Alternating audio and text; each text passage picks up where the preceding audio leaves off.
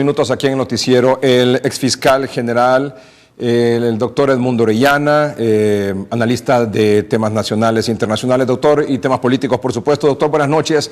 Gracias por estar con nosotros. Buenas noches, Edgardo Melgar. Gracias a usted por su invitación. Muy gentil.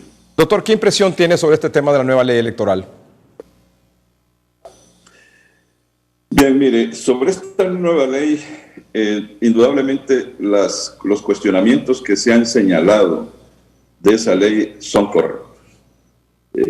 Tiene muchas falencias. Es más, creo que para el gran esfuerzo que se hizo, porque se hizo un gran esfuerzo de la comisión, hay que reconocer que quiso darle el curso correcto y los líderes de los partidos no lo permitieron. Pero era mejor hacer una reforma a la ley actual, porque lo que viene es más de lo mismo, colocado con otros capítulos, con otra redacción, pero al final es lo mismo.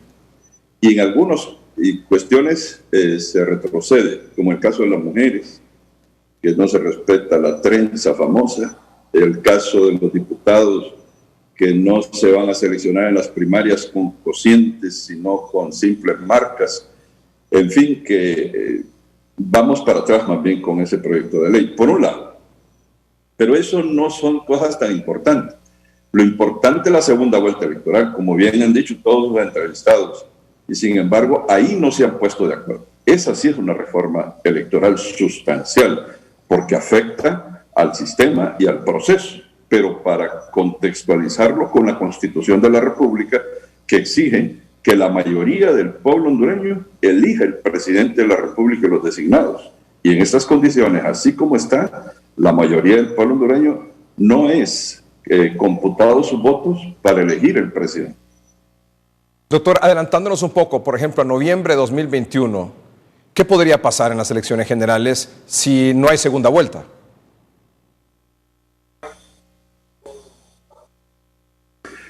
Bueno, yo no creo que haya un partido que gane las elecciones con una mayoría significativa.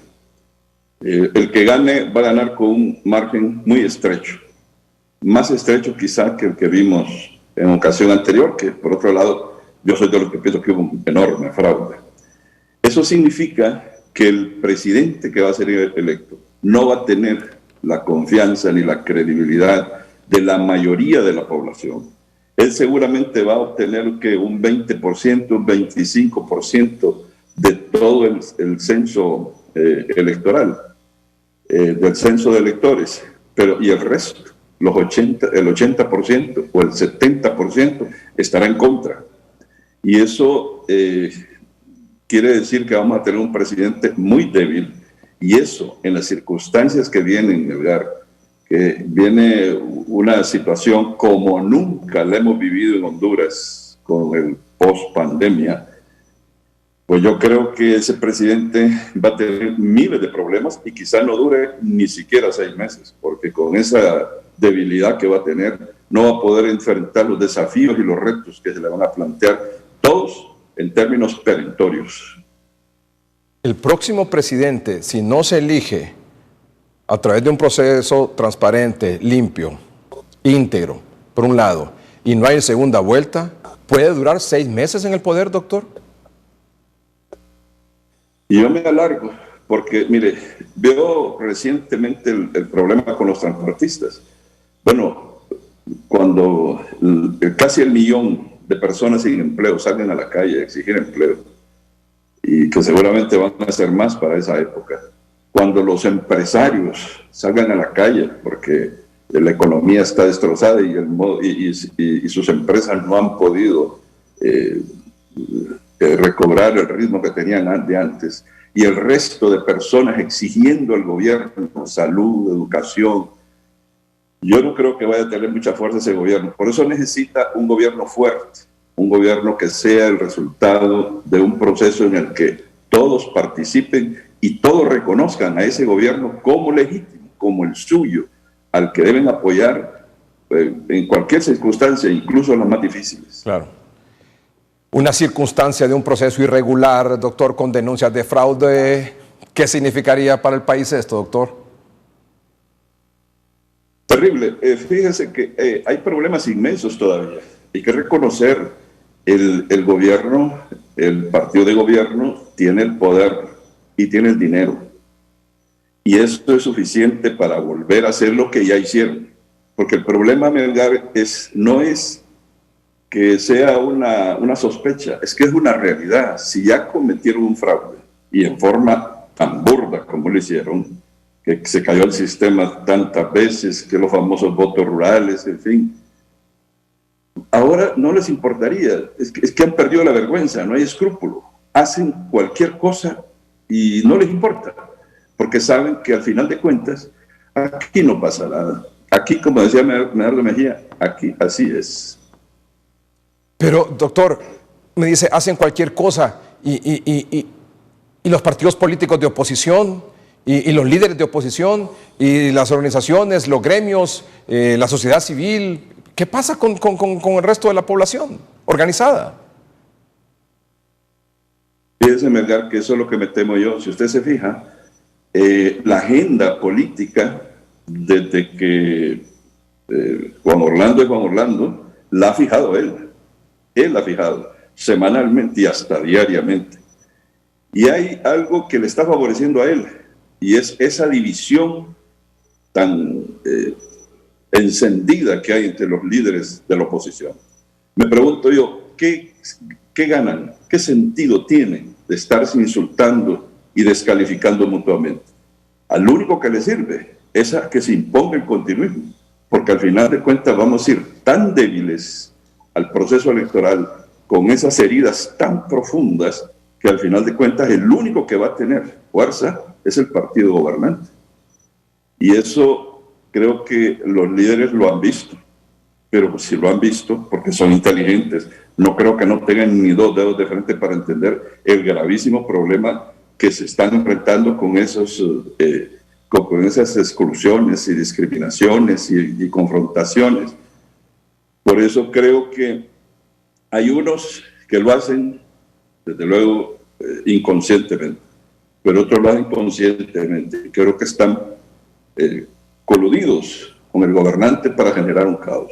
Y esa es la forma en que, al final de cuentas, el que le va a favorecer es al gobernante, porque se puede imponer el continuismo. Imagínese usted una crisis política, como el que no se pongan de acuerdo para una alianza y que haya un rebrote de la pandemia por las decisiones últimas de que salga todo mundo y que los buses anden llenos y los taxis igual. Un rebrote de la pandemia, ¿a quién le afecta? Al sistema democrático, porque afecta el proceso electoral. ¿Cómo vamos a ir a votar si vamos a estar confinados con un rebrote de la pandemia? ¿A quién le favorece eso?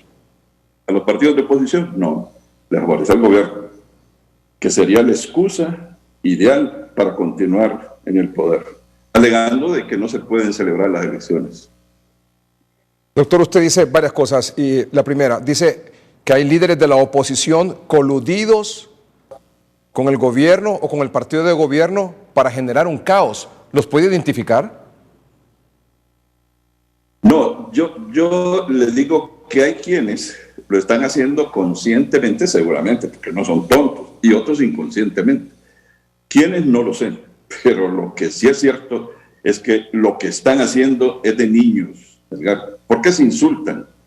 ¿Por qué si saben que se van a tener que unir, que es necesario entrar en una plataforma de alianza para enfrentar la dictadura y la posibilidad de un continuismo, insisten en herirse porque se están golpeando en lo más íntimo, en la conciencia, en los sentimientos? Eso debían de entenderlo estos caballeros. Creo que, no sé, ¿será que han perdido la razón? Y si no lo han perdido, están coludidos con el gobierno, no hay duda. El que descalifique al otro, Juan Orlando de Melgar, el que descalifique al otro opositor que sabe que debe ser su compañero en una alianza en contra del gobierno, no hay duda que le está haciendo el favor a Juan Orlando Hernández para imponerse en el continuo. Doctor, la oposición, o sea, el Partido Nacional, en su opinión, no sale del poder si no es, o no sale derrotado en las próximas elecciones de noviembre 21, si no es a través de una alianza de la oposición? Así pienso yo. Yo estoy convencido de que no hay un solo partido que pueda ir individualmente a enfrentarse al partido del gobierno. No es porque sea popular, no es porque sea mayoritario, es porque tiene el poder y tiene el dinero. Y eso solamente se puede vencer con la unidad partidaria e interpartidaria. Y nosotros eso no lo estamos viendo.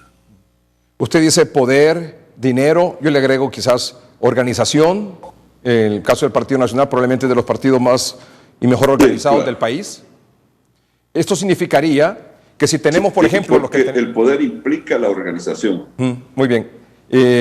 Dinero, recursos, logística, organización, y tenemos 14 partidos políticos que supuestamente van a participar en estas elecciones presidenciales de noviembre de 2021. Esto significa que imagínense que en 13 partidos, Partido Libre, que es la segunda fuerza política electoralmente hablando, fuerte en el país, Libre, Partido Liberal, Democracia Cristiana, PINU, es decir, 13 partidos políticos de oposición. En esos 13 partidos políticos de oposición se va a ir el voto no del Partido Nacional. ¿Qué porcentaje sacaría cada partido político versus el voto duro, el voto organizado del Partido Nacional, que puede ser, usted decía, 20, 23%, y con eso gana? ¿Con esto le basta para ganar? Si todo el pueblo fuera a votar, los electores, los que están en el censo electoral, no hay duda de que estaríamos ante un 70, un 80 versus 20%. Porque la oposición se distribuiría entre el Partido Liberal, Libre, Salvador Narrala y los demás partiditos. O sea que si no hay una segunda vuelta, el Partido Nacional, en su opinión, y no hay una alianza, el Partido Nacional, en su opinión, ¿gana las próximas elecciones presidenciales de noviembre? Sí, se impone, indudablemente que se impone, porque tiene, como le digo, la estructura. Es que, Melgar, el problema que tenemos es que debíamos de entender que el gobernante tiene controlado todo el Estado. Tiene controlado el Poder Legislativo, el Poder Judicial, el Ministerio Público, el Tribunal Superior de Cuentas, tiene todo controlado. Y la división que hay en el Consejo Nacional Electoral le favorece al gobernante. Y la debilidad que tiene el Tribunal de Justicia Electoral le favorece al gobernante. Por eso no le dan presupuesto. Por eso los tienen disminuidos al mínimo. La queja de los magistrados del Tribunal de Justicia Electoral es que no tienen presupuesto. Y si no tienen presupuesto, ¿cómo van a poder ellos tomar decisiones con algún grado de certidumbre, que es lo que necesita, certeza jurídica, es lo que necesitan las decisiones de los tribunales? Y el Consejo Nacional Electoral, si no tiene todos los elementos tecnológicos y todos los recursos suficientes para enfrentar el proceso, pues va a ser un ente que no va a trabajar adecuadamente, va a ser muy ineficiente. Y gana con ya sea Mauricio Oliva o Tito Afura. Bueno, ahí depende. Si van divididos, bueno, ahí entonces el riesgo es perder. Ahí tienen que ir unidos, desde luego. Y yo creo que la unidad pues la tienen ahí el gobernante, el poderoso. Por eso es que no quieren aprobar la segunda vuelta en el Congreso Nacional. La segunda vuelta es por eso que no... Mire, el Partido Nacional no quiere la segunda vuelta, definitivamente. Eso se ha visto desde un principio. Hay sí nacionalistas que han dicho que están de acuerdo, bueno, pero una golondrina no se verá, ¿no? Es el partido, la política del partido la que valía. El partido dice, no estamos de acuerdo con la segunda vuelta electoral. Ellos utilizan un artilugio ahí que dicen que no debe ser reforma, sino que debe ser consulta popular. Bueno, eso es lo que ellos dicen, pero pregúntese usted, si no aceptaron la consulta popular cuando Mela quiso hacer, ahora ¿por qué quieren utilizar la consulta popular? Es extraño que ahora sí quieran recurrir al pueblo.